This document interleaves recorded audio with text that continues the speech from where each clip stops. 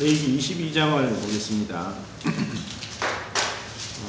22장에는 제사장이 그 제사를 드리고 나서 성물을 먹는 것에 대한 그러한 규례들을 말씀하고 있는데, 하나님 앞에서 그 제사를 드리고 나서 그 제사 드린 그 고기를 먹을 수 있는 것은 속죄제와 속건제는 제사장만 먹을 수 있었고, 화목제는 제사장과 제사장의 가족들이 먹을 수 있었습니다. 그리고 화목제는 감사제와 또 서원제, 또 낙헌제라고 하는 그 자원제가 있었습니다. 그렇게 세 가지로 구분된 것을 우리가 앞에서 할 때 살펴보았습니다. 그런데 이런 그 제사장의 가족이 먹기 위해서는 여러 가지 이제 조건이 이제 명시되어 있습니다. 먼저는 이러한 제사 음식을 먹을 수 있는 가족이 되는 것은, 첫 번째는 혈통적으로 아론의 자손이 되어야 된다는 것. 이것은 타고나면서부터 됩니다. 그리고 제사장직은 혈통적으로 종신적으로 가지게 됩니다. 죽을 때까지 하는 거죠.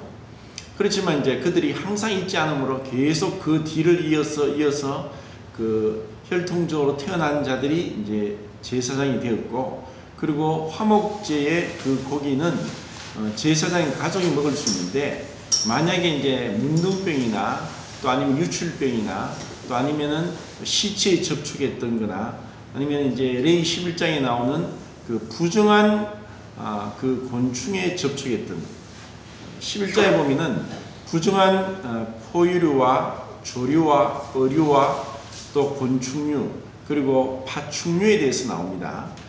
이런 이제 각각의 이제 정한 것과 부정한 것은 앞에서 말씀을 드렸는데, 여기서 그때 말씀하신 부정한 그러한 그 짐승에 접촉했을 때도 이것을 먹을 수 없었고, 하루 동안 부정합니다. 그리고 반드시 그 몸을 물로 씻어야만 그 다음에 그들은 정할 수 있었다고 했습니다. 그리고 또 이 음식을 먹을 수 있는 자들은 딸 중에서 시집을 갔는데 과부가 되어서 돌아왔거나 아니면 이혼을 당해서 돌아왔거나 또 아니면 그들 중에서 자식이 없으므로 돌아왔을 때, 만약에 그들이 과부가 되거나 이혼을 당해서 자식이 있으면은 자식들이 그 어머니를 책임져야 되기 때문에 그들이 이 제사 음식을 먹을 수 없었습니다. 그래서 과부가 되고 이혼을 당해서 자식이 없을 경우에는 먹을 수 있었습니다. 그리고 그 객이나 나그네들은 이 음식을 먹을 수 없었고, 그 집에 있는 종은 먹을 수 있고, 그 돈으로 산 그 종은 그 음식을 먹을 수 있다. 이렇게 해서 이제 세세한 규정을 여기서 말씀하고 있습니다.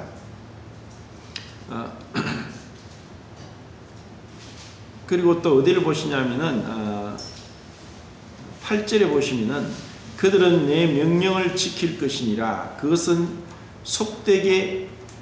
속되게 하면 그로 말미암아 죄를 짓고 그 가운데서 죽을까노라. 나는 그들을 거룩하게 하는 여호와니라. 하나님께서는 그들을 거룩하게 하신다.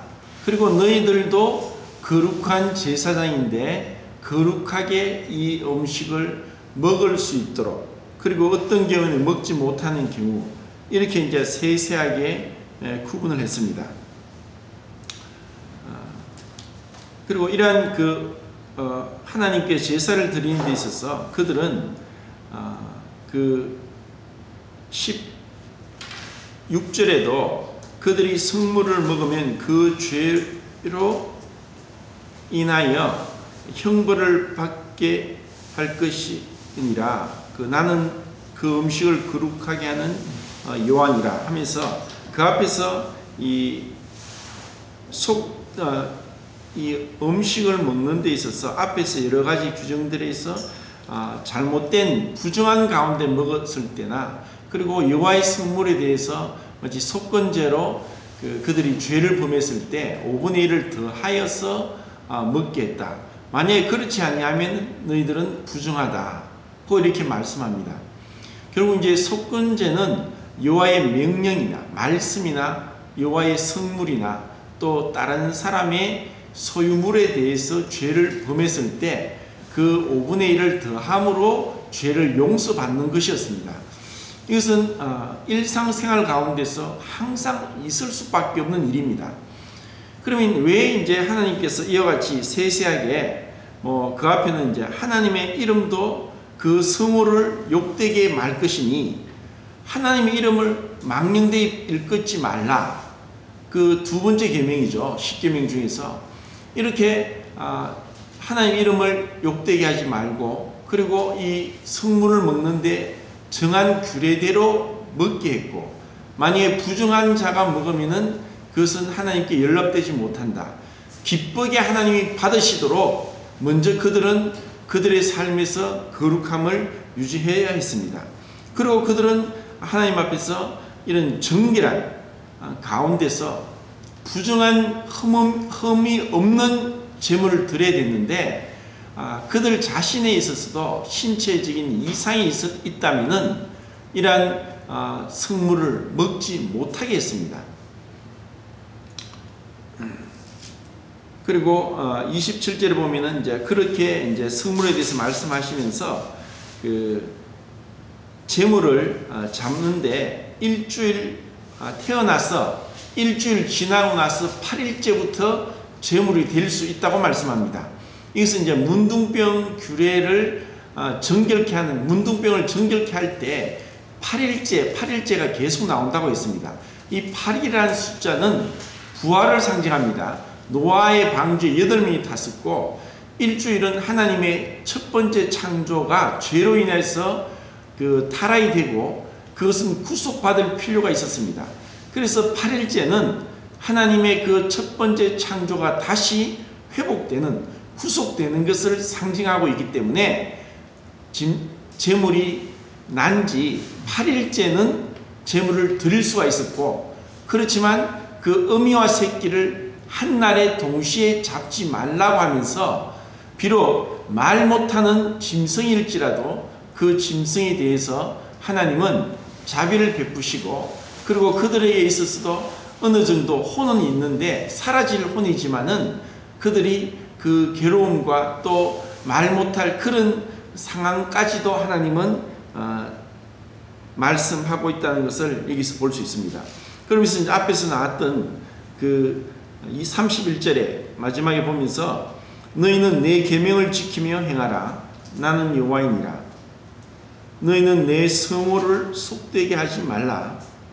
나는 이스라엘 자손 중에서 거룩하게 함을 받을 것이니라. 나는 너희를 거룩하게 하는 여호와요 너희의 하나님이 되려고 너희를 애굽 땅에서 인도하여 낸 자니 나는 여호와이니라. 레위기에서 88번이나 거룩이라는 단어가 나온다고 코데시라는 단어를 쓰고 있다고 했습니다. 하나님께서 왜 그들을 구원하셨느냐? 하나님이 거룩하시기 때문에 그들을 거룩하게 하기 위해서 그들을 구원하셨습니다. 애굽에서부터. 그리고 하나님은 그들을 하나님께서 거룩하게 하시겠다고 하시면서 이와 같은 말씀을 하고 계시는 겁니다. 그러면 이스라엘 백성에게 하신 이 말씀은 우리에게도 동일하게 적용됩니다. 우리를 왜 구원하셨느냐? 그것은 우리를 이 세상의 죄악으로부터, 내 자신의 이 죄와 사망의 법에서 도저히 벗어나지 못하는 우리 자신을 하나님께서 일방적으로 주권적으로 우리를 구원하신 이유가 무엇이냐? 우리를 거룩하게 하기 위함입니다. 우리를 거룩하게 하는 것은 세상으로부터 분리되는 것이고 내 안에 일어나는 끊임없는 죄와의 그 투쟁을 통해서 벗어나는 것입니다. 이것은 죽을 때까지 계속됩니다. 하지만 이와 같은 거룩한 삶의 구별은 하나님께서 그들을 구원하셨기 때문에 온 자연적인 결과입니다. 하나님이 내가 너를 거룩하게 한다. 나는 여호와니라. 그렇게 말씀합니다.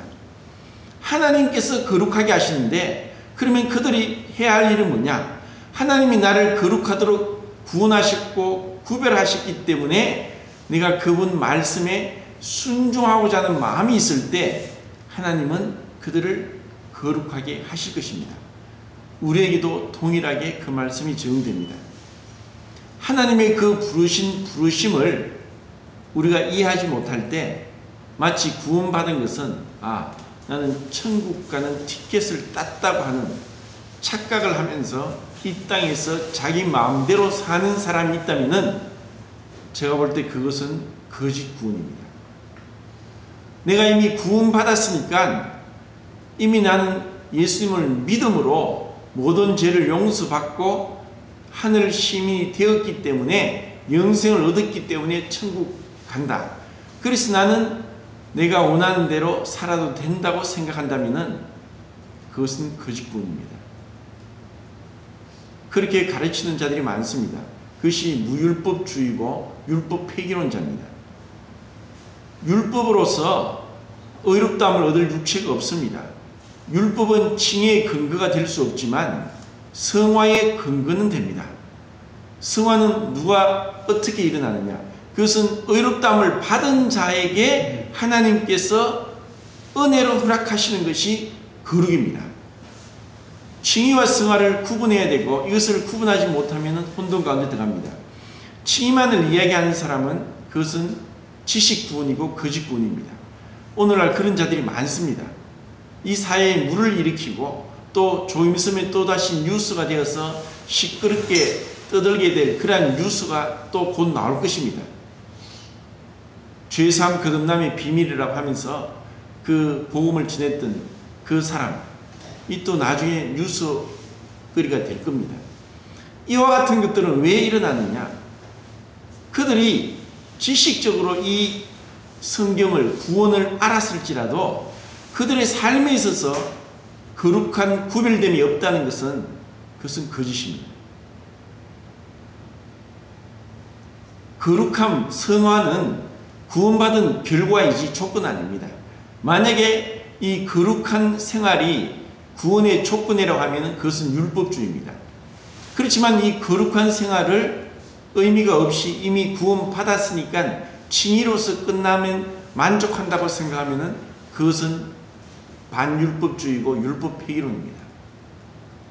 복음은 그 가운데서 하나님의 은혜로 구원받고 하나님의 은혜로 거룩하게 구별되는 것입니다.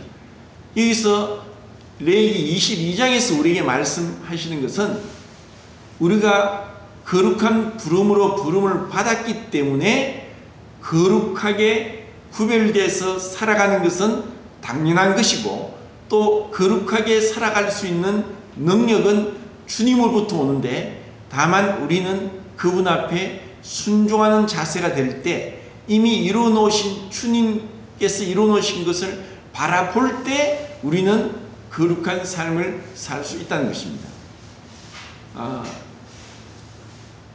중국 내지 선교회를 창시한 그 허드슨 테일러가 어릴 때부터 중국 사람 옷을 입고 어릴 때부터 중국 지도를 집에 벽에 붙여놓고 식사할 때도 중국말로 하고 어릴 때부터 중국을 가기 위해서 준비했던 자입니다.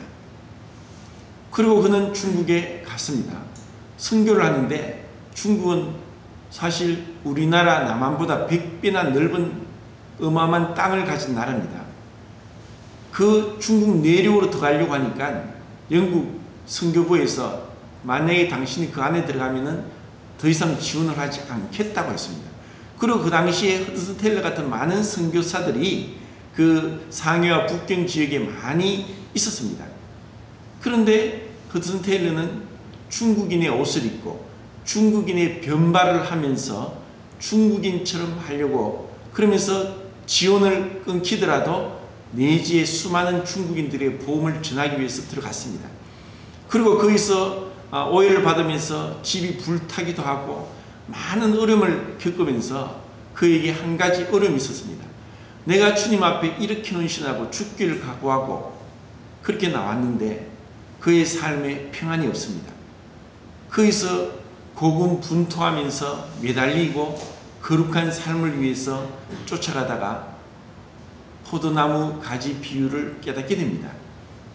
이것은 우리 모두에게 필요합니다. 조금 전에 순영이님이 간증한 것처럼 그런 투쟁, 하나님 앞에서 거룩하고자 하는, 여전히 네 안에 있는 더러운 죄와 이 끊임없이 일어나는 육신의 이러한 악한 습관들, 이러한 것들을 끊어버리기 위해서 우리가 발버둥치게 될 때, 그때 하나님의 은혜가 임하고, 그때 우리가 내가 하는 것이 아니라 주님이 하시는구나, 은혜 안에서 둥둥 떠가는 것이 무엇인가를 경험하게 됩니다. 이것은 율법의 작용이고 율법의 역할입니다. 그렇기 때문에 로마서 7장이 필요합니다. 우리가 이미 구원받았으니까 이미 율법과 상관이 없다고 생각하면서 더 이상 이 율법에 대해서, 하나님의 말씀, 이 구약에 말씀한 또 신약에 말씀한 이 계명에 대해서 우리가 지키고자 노력하고 애쓰지 아니한다면은 우리 자신의 죄악된 모습을 볼 수 없습니다. 우리 자신의 죄악된 모습을 볼 수 없으면 기도하지 않습니다. 기도하지 않으면 우리가 거룩하게 변화될 수가 없습니다. 많은 사람들이 이 율법이 우리 삶 가운데 역사하는, 육신이 연약하여 할 수 없는 그것을 하나님은 하시나니 곧 죄 있는 그 아들을 죄 있는 모양으로 보내셔서 그 육신을 쫓지 않고 그 영을 쫓아 행하는 자에게 율법의 요구가 이루어지게 하려 하심이라. 로마서 8장 4절 말씀입니다. 이것을 우리가 알게 될 때, 경험하게 될 때, 그때 우리 삶의 변화가 일어나고 그때 우리는 주님 앞에서 열매를 맺게 됩니다. 지난주에 제가 말씀을 드리면서 히브리서 7장 그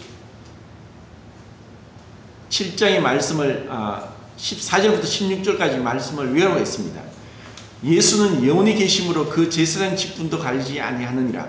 그러므로 자기를 힘입어 하나님께 나아가는 자들을 온전히 구원하실 수 있으니 이는 그가 항상 살아서 그들을 위하여 간구하심이라.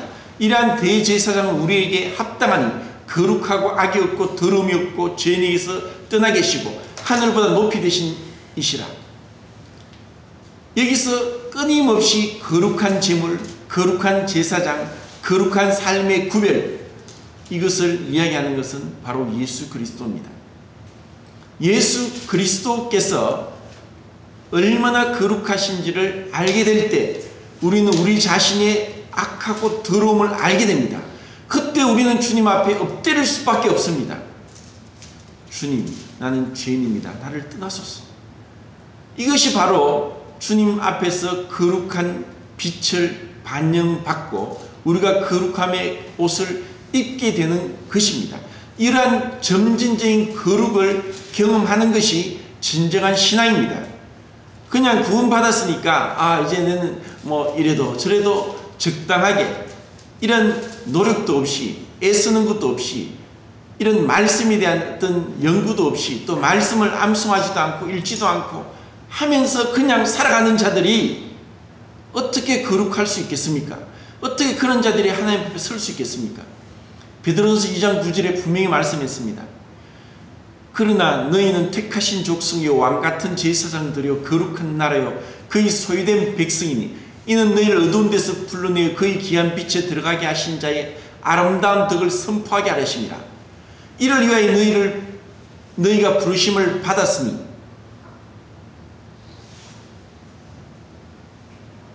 그 주님께서 우리의 본이 되사 우리가 그 발자취를 따라오게 하려 하시느니라. 그는 죄를 범하지 아니하고 그 입에 거짓도 없으시고 욕을 당하시되 맞대 욕하지 아니하시고 고난을 받으시되 위협지 아니하시고 오직 공의로 심판하신 자에게 부탁하시며 친히 나무에 달려 그 몸으로 우리 죄를 담당하셨으니 이는 우리로 죄에 대해 죽고 의에 대해 살게 하려 하심이라. 저가 채찍에 맞음으로 너희는 남을 얻었나니 너희가 지낸 양과 같이 길을 잃었더니 이제는 너희 영혼의 목자와 감독 대신에게 돌아왔느니라. 베드로전서 2장 21절부터 25절까지 우리가 왜 부름을 받았느냐? 우리가 그 발자취를 쫓아가기 위해서 주님께서 어떠한 삶을 살았는가를 바라보면서 우리에게 십자가가 우리 삶에 나타나게 하기 위해서 우리를 부르셨는데도 이러한 하나님의 부르심과 상관없이 지식적으로만 구원을 받았다, 나는 천국 간다고 하는 자들이 어떻게 거룩함을 알 수 있겠습니까? 분명히 레위기 22장에 부정한 자, 더러운 자, 거룩하지 못한 자는 끊쳐지리라고 말씀했습니다. 하나님은 구약이나 신약이나 동일한 하나님입니다. 예수는 영원히 계시고 그분은 어제나 오늘이나 동일하신 분입니다. 우리가 이 세상이 얼마나 악한지를 알게 될 때 그때 세상과 벗어나고 모이기를 힘쓰게 됩니다. 오늘날 수많은 사람들이 선대의 크리스찬에 머물고 있습니다. 그들은 그냥 일요일날 나오는 것에 만족합니다. 그러면서 천국 간다고 이야기를 합니다. 그들이 말씀을 읽지도 않습니다. 암송도 하지 않습니다.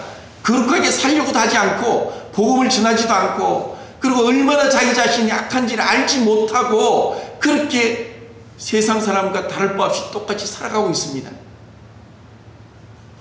주님이 우리를 왜 부르셨습니까? 주님이 우리를 거룩하게 하기 위해서. 그분이 거룩하시기 때문에.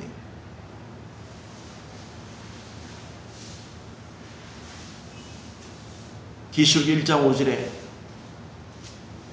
주님이 또 충성된 종으로 죽은 자 가운데서 먼저 나시고 잠자는 자들의 머리가 되셨으니 이는 예수 그리스도로 말미암아 은혜와 평강이 너희에게 있기를 원하노라. 우리를 사랑하사 그의 피로 우리 죄에서 우리를 해방하시고 우리를 하나님 아버지 앞에서 나라와 제사장으로 삼으셨습니다. 그에게 영광과 능력이 영원히 있기를 원하노라 하고 말씀하면서 우리를 나라와 제사장으로 삼기 위해서 우리를 사랑하사 그의 피로 우리 죄에서 우리를 해방하셨다는 것입니다. 그분이 자신의 피를 흘리셔서 우리를 구원하셨고 우리를 건져내셨고 우리를 세상 가운데 구별하셨습니다. 이 세상이 얼마나 악한지 아십니까? 얼마나 더럽고 얼마나 하나님을 무시하고 있고 하나님을 망령되이 여기고 있고 하나님 말씀을 경멸하고 두려워하지 않고 있는 이 세상입니다. 이러한 세상 가운데서 우리를 구원하셨다는 것입니다. 디모데후서 2장에는 우리를 깨끗하게 하셔서, 디모데후서 2장을 보고 마치겠습니다.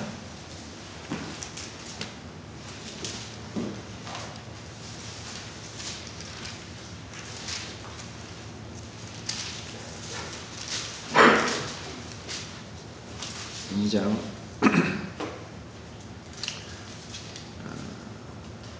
19절 그러나 하나님의 견고한 터는 섰으니 인침이 쓸렀으되 주께서 자기 백성을 아신다며 또 주의 이름을 부르는 자마다 불의에서 떠날지어다 하였느니라. 큰 집에는 금그릇과 은그릇뿐 아니라 나무 그릇과 질그릇도 있어 귀하게 쓰는 것도 있고 천하게 쓰는 것도 있나니 그러면 누구든지 이런 것에서 자기를 깨끗하게 하면 귀히 쓰는 그릇이 되어 거룩하고 주인의 쓰심에 합당하며 모든 선한 일에 준비함이 되리라.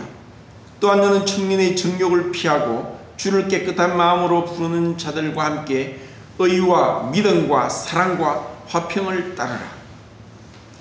결국 주님이 부르신 자는 주님이 아십니다. 그리고 우리가 주님의 부름을 받았다면 우리의 삶 가운데서 우리는 변화가 있게 되어 있습니다. 수많은 사람이 구원받았다고 지식적인 구원 가운데 침례도 받고 하지만 삶의 변화가 없는 것은 그들은 아직까지 구원받은 것이 아닙니다. 수많은 사람들이 그냥 세상 가운데 파묻혀 살아가고 있습니다. 구별됨이 없이. 정말 구원받았다면 자기를 깨끗하게 합니다. 왜? 그럴 때 주님의 서심에 합당하게 준비됩니다. 주님의 서심에 합당하게 준비되는 것보다 더 귀한 것이 이 세상에 없습니다. 이 세상에 있는 것은 헛된 것입니다. 우리 눈이 가려진 눈이 벗겨질 때 그때 이 세상을 보게 됩니다. 그럼 우리가 이때 왜 있느냐? 주님의 서심에 합당하게 되기 위해서 우리 자신이 깨끗하게 될 때 주님은 주님의 일을 우리를 통해서 하실 것입니다. 성경에서 말씀하고 있는 구약과 신약은 동일합니다. 이 동일한 이 말씀을 우리가 보아야 되고 그 동일하신 거룩하신 하나님을 우리가 알아야 됩니다. 그리고 우리가 그분 앞에 고군분투하면서 나가는 것입니다. 그것은 근본은 바로 사랑입니다. 나를 사랑하사 나를 위하여 자기 목숨을 버리신 그 하나님의 아들을 믿는 믿음은 바로 그분의 사랑에 감동되어서 나갈 때 더욱더 사랑 가운데 굳건하게 변화되고 자라게 됩니다. 이러한 사랑을 성도들 가운데서 실천할 때 그때 진정한 교회의 모습이 나타납니다. 이렇게 우리가 변화될 수 있기를 바랍니다. 히브리서 12장에 보면은 우리로 하여금 징계가 있으면은 하나님께서 그의 거룩하심에 참여하기 위해서 우리로 하여금 고난도 있고 징계도 있다고 했습니다. 그런 것이 없다면 사생하라고 했습니다. 하물며 우리 육신의 아버지도 우리가 잘되기 위해서 징계를 하는데 영의 아버지께서 우리를 징계하지 않겠느냐 말씀합니다. 우리에게 징계와 고난이 있는 것은 우리가 내 마음대로 살아간다 하더라도 어떠한 징계도 없다는 것은 버려진 자라는 증거고 우리가 우리 마음대로 살아갈 수도 있습니다. 그렇지만 하나님의 징계와 고난으로 인해서 우리가 눈물을 흘리고 주님 앞에 돌아온다면 그것은 구원받은 증거입니다. 하나님의 자녀란 증거입니다. 나에게 하나님의 자녀란 증거가 있습니까? 나에게 그런 주님의 역사하심, 성령의 거룩하게 하시는 역사가 나에게 있습니까? 이것이 정말 우리에게 있길 원하고 그래야만 우리가 변화되기를 원하고 주님 앞에서 쓰임받기를 원합니다. 이상 마치겠습니다.